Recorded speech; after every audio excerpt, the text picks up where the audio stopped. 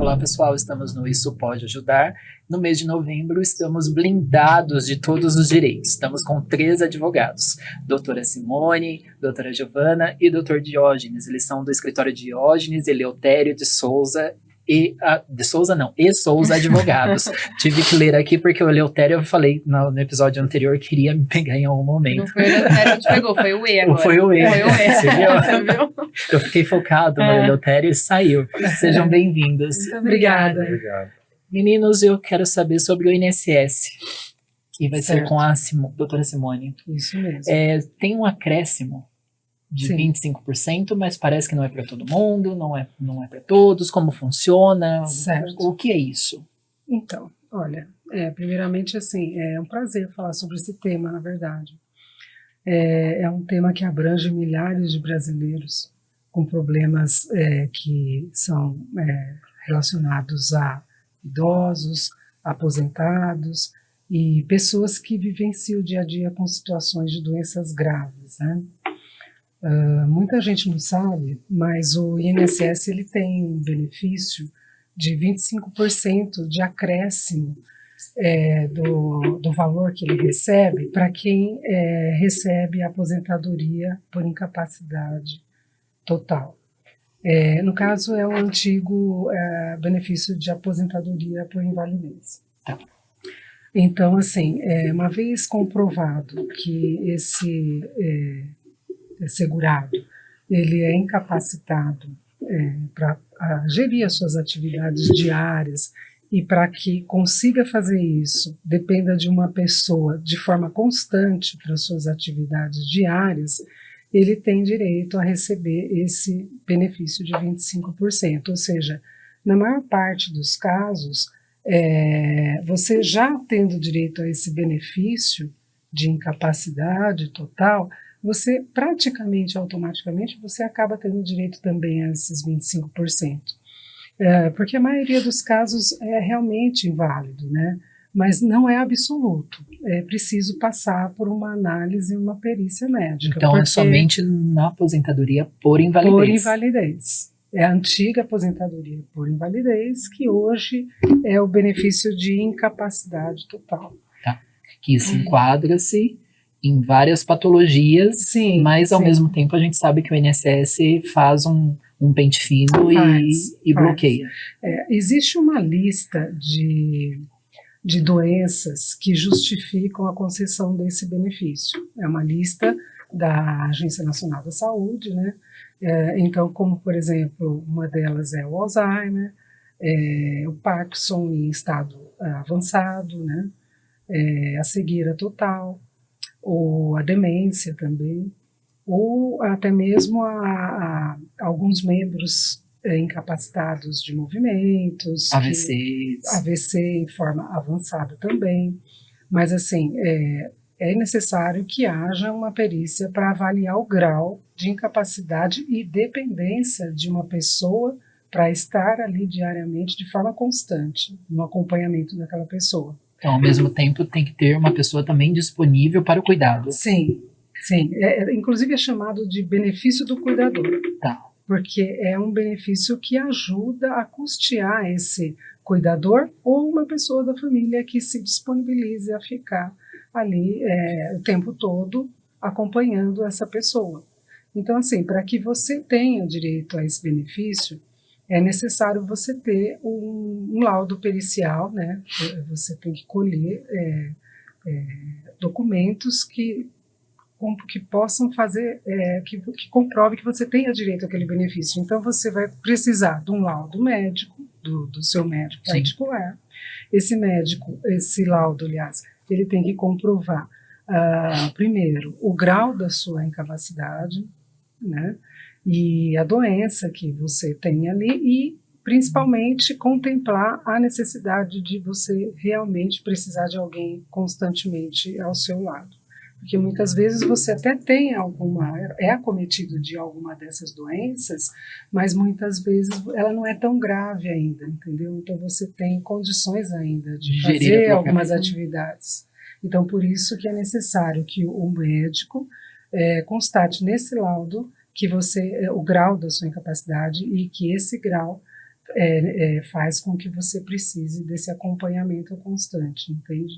Então, esse pedido você pode fazer diretamente no INSS.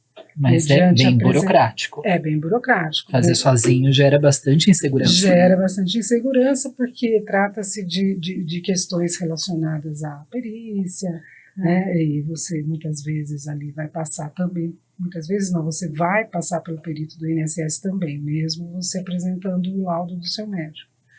Então, porque precisa passar pela análise do INSS também, né? E aquele estigma também, né? Como a pessoa vai ser tratada nessa perícia também gera uma insegurança. Falta de informação também, eu acho, né? Como você falou, a lei resguarda o direito X, mas aí na prática o INSS muitas vezes tenta justamente dar esse pente fino, como você falou. Então, é necessário. Sim. Porque a previdência é cara, né? Pro país, né? O INSS, enfim. Então, eles realmente precisam ser criteriosos. Então, você vai ter que, além do seu laudo, o laudo particular é o que vai dar esse indício, né? E aí você passa por essa perícia oficial do INSS. Em média, quanto tempo para uma pessoa que dá entrada? Da entrada, o prazo legal para o INSS dar uma resposta do requerimento do seu benefício são 45 dias. Em caso de deferimento, você pode entrar com recurso no próprio INSS. Ou, com a negativa, você também pode socorrer pelas vias judiciais, através de advogado. Que é rápido também, ou por ser uma necessidade de subsídio, ou não necessariamente? Nas fases judicial, a questão é se tiver urgência, você comprovar a urgência através de documentos, o juiz pode conceder uma liminar, mandando que o INSS introduza esse adicional, né? Tá. Porque é um adicional que muitas vezes ele parte do princípio que a pessoa que necessita de um idoso ela vai ter que ter um custo a mais e ela já tem uma aposentadoria dela que não vai comportar esse custo a mais. Então esses 25% vem justamente atender os anseios de quem precisa de fato de um cuidador. Porque chega justamente uma situação em que de repente a família muitas vezes não se planejou, aí, por exemplo, o idoso se encontra numa situação que ele já não consegue mais cuidar de si próprio. Aí o filho trabalha, o outro tem um compromisso, ninguém consegue estar ali para acompanhar diariamente, né, esse idoso. Então vem a necessidade de ter alguém cuidando, né, dessa pessoa. E aí, muitas vezes a família não tem capacidade financeira de arcar com isso. Então vem justamente para suprir isso, para conseguir, né, dar esse suporte financeiro para que o idoso tenha esse cuidado.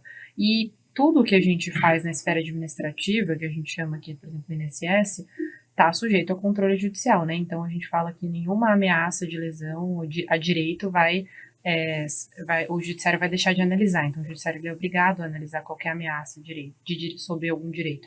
Então se há uma negativa do órgão administrativamente, a gente sempre tem a opção de recorrer ao judiciário para que isso seja feito através de via judicial, né? Se por algum motivo você não concorda com a decisão do perito do INSS e tudo mais, aí você consegue recorrer ao judiciário, daí o juiz vai analisar o caso, o juiz vai marcar uma perícia judicial.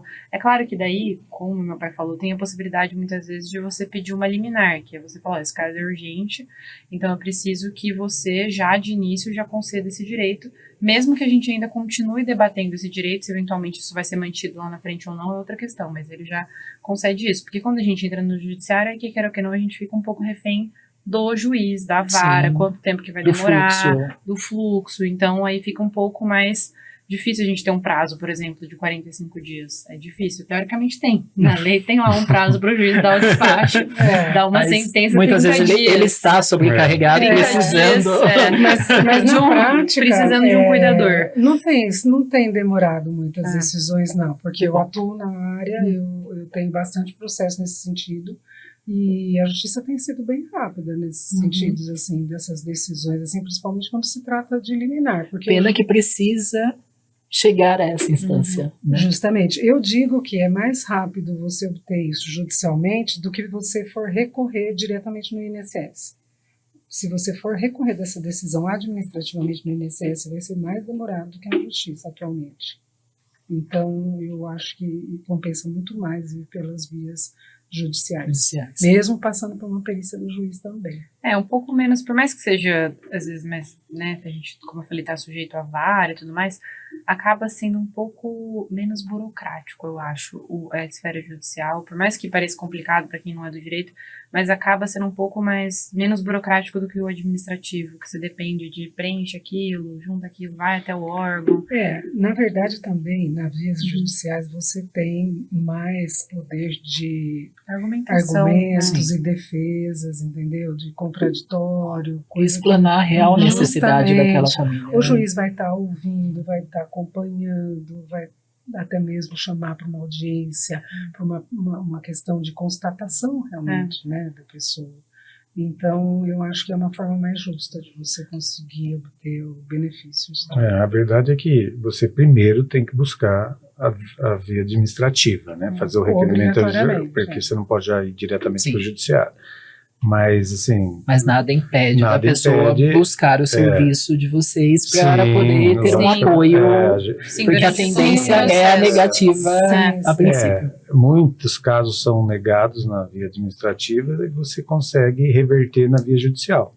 Né? Até porque o trabalho de vocês vão fazer uma triagem para ver se realmente aquela pessoa está enquadrada, já vai dar um peneirão, inclusive até mesmo para o administrativo. O INSS tem sim essa fama de que você entra com o pedido e a maioria eles negam, e aí tem várias coisas que dizem que é porque é para negar e depois vai no judiciário. Tem casos, né, que você entra no judiciário, o próprio advogado do INSS reconhece, em vez de contestar o seu pedido, ele reconhece, fala, olha, a gente reconhece o direito da pessoa, ou seja, a mesma coisa que você pediu na fase administrativa, o procurador do INSS já peticiona falando que reconhece aquele direito que você buscou anteriormente. Doutor Diógenes, e na saúde suplementar, né?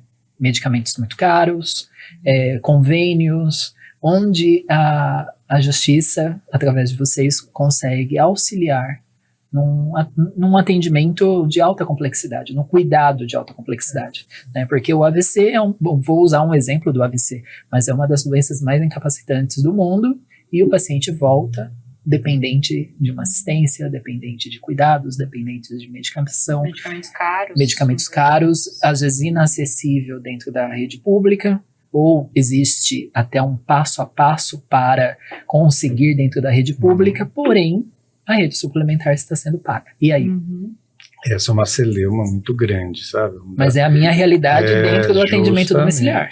Isso é uma questão que dentro do judiciário é muito debatida. Até o STJ estava recentemente querendo meio que deixar a questão meio que simulada em relação, porque são dezenas, milhares e milhares de pessoas tendo que socorrer ao judiciário porque teve negado o pleito de fornecimento de remédio. Agora, existe também uma preocupação em relação ao Estado, porque muitas vezes são uma gama muito grande de medicamentos, né?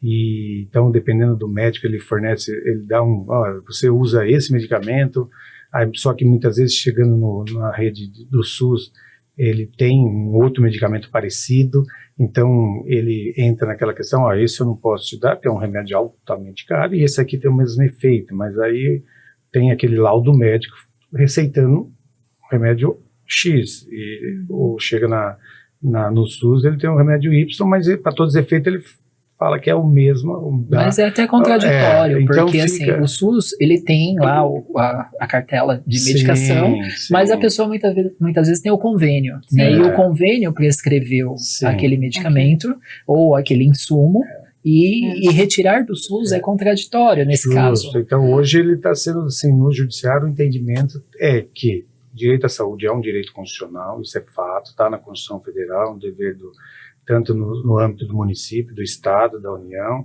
é dever da União, do Estado, do município fornecer esses medicamentos, dar toda assistência à saúde, de remédios, né? Mas existe essa questão polêmica que está sendo objeto de discussão. E o remédio que o médico receita é o remédio que, se o SUS tiver um outro que atenda aquela doença ou aquele tratamento, e é aí que muitas vezes a coisa para no judiciário. Porque chega no SUS, você está com um remédio que foi prescrito por um médico para determinado tratamento, e o SUS fala, isso eu não tenho esse. E aí a pessoa quer aquele, porque o médico, né? Então hoje tem que vir especificado pelo médico, detalhado pelo médico, que Tem um aquele laudo, remédio né? é o único que É. pode atender aquela questão Essa toda. questão, inclusive, muitas vezes, conforme o Dr. Diógenes falou, né, o direito à saúde, o hospital SUS e o plano privado, né, de saúde não pode negar a medicação para a pessoa, uma vez comprovado que ela, sem aquela medicação, corre risco de vida e que aquela medicação é essencial para a saúde dela. Então, ou seja, se não há essa medicação na lista de medicações e remédios lá do SUS, há obrigação, sim, do Estado e do plano de saúde custear O fornecimento esse imediato. fornecimento imediato, uma vez comprovado através Sim, isso. do laudo do médico particular, atestando que é uma medicação essencial para a vida daquela pessoa e constatando que as medicações existentes lá na lista do SUS não foram suficientes para aquela pessoa se curar ou melhorar e que ela corre risco de vida, há obrigação sim de fornecimento e custeio disso, sob pena de cometer um ato abusivo, por conta da aplicação até mesmo do Código do Consumidor. Isso mesmo quando o Estado fornece pela farmácia excepcional, que seria de alto custo, que às vezes tem aquele trâmite, né, entre entrega na rede municipal até chegar no Estado, pode levar até 90 dias. Sim. Mesmo assim, o município tem por obrigação, nesse período, o fornecimento imediato. Sim, e aí você necessita ir pelas vias judiciais também, se você, né, não tiver por onde socorrer. Muitas vezes, e isso na prática é importante, porque tanto quando a gente fala de SUS, a gente fala do que é aquilo que acontece com o Estado no âmbito geral, né? O que realmente é previsto e é direito e o que efetivamente acontece. Então tem essas janelas, né? Isso mesmo que você falou é uma delas, e a gente na prática lida com isso. Então, e nesses 90 dias, né? Como que fica essa questão? Então, muitas vezes é aquilo, tá escrito, mas e aí eles viram, você bate lá na porta e fala, não tem. Tem que esperar 90 dias.